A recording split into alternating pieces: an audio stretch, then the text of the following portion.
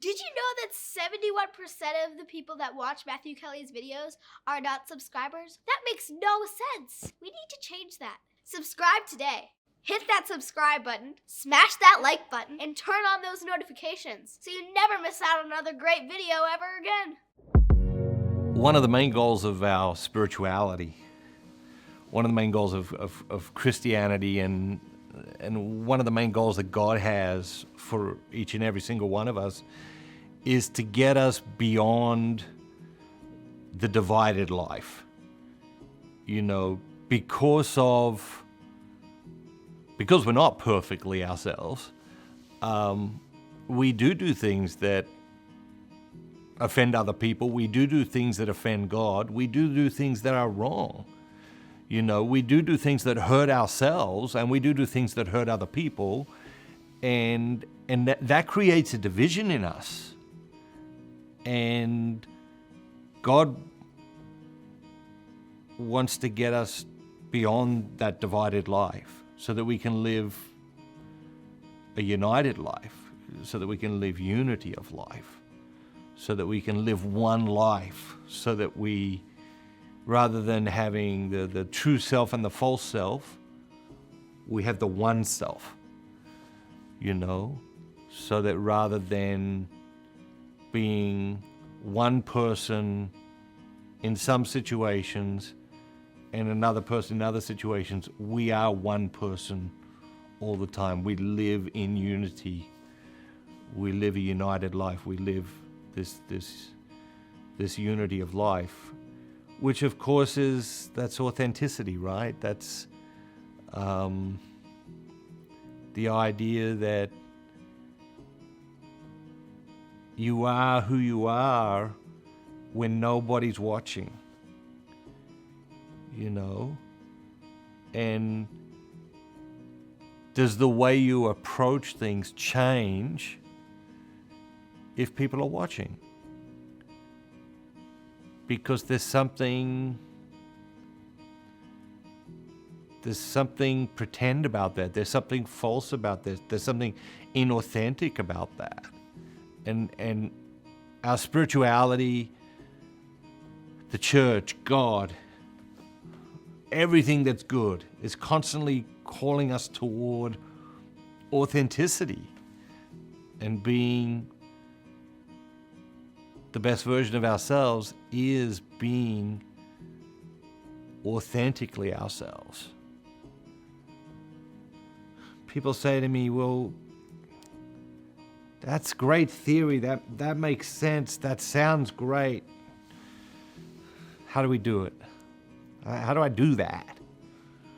You know, and I think one way to do it, there's many ways to do it, and different ways to do it at different times in our lives, you know, and different things for us to consider at different times in our lives, how we live that authentic life, how we celebrate that authentic self. But I think one way for us to embrace unity of life and live an authentic life is to ask ourselves, you know, what audience are you living your life for? You know, who's in the audience of your life? Because very often there's a lot of people in the audience. You know,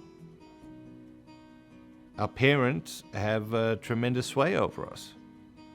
You know, our desire to please our parents, or our desire for our mom and dad to be proud of us, that holds sway over us. You know,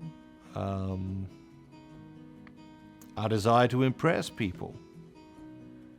You know, whether that's a boyfriend, a girlfriend, a husband, a wife, friends from work, or childhood friends, or kids you went to school with, or people you went to college with. Our desire to impress them can put them in that audience.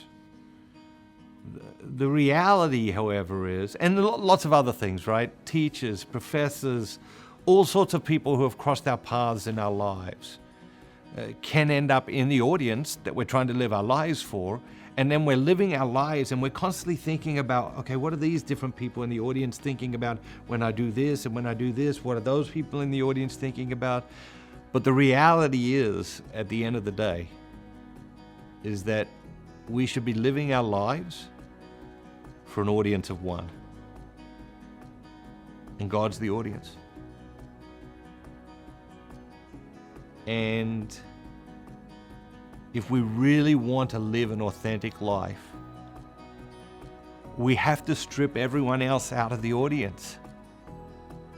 You know, all of them, even our parents who may have loved us and love us more than anything in the world, even our husband, our wives, our kids, our best friends, our people who have our best intentions, even the very best of people, have to be stripped out of the audience so that we can live our lives for an audience of one. And that audience of one is God. And when we start living our lives for an audience of one, that's when they start to become radically authentic.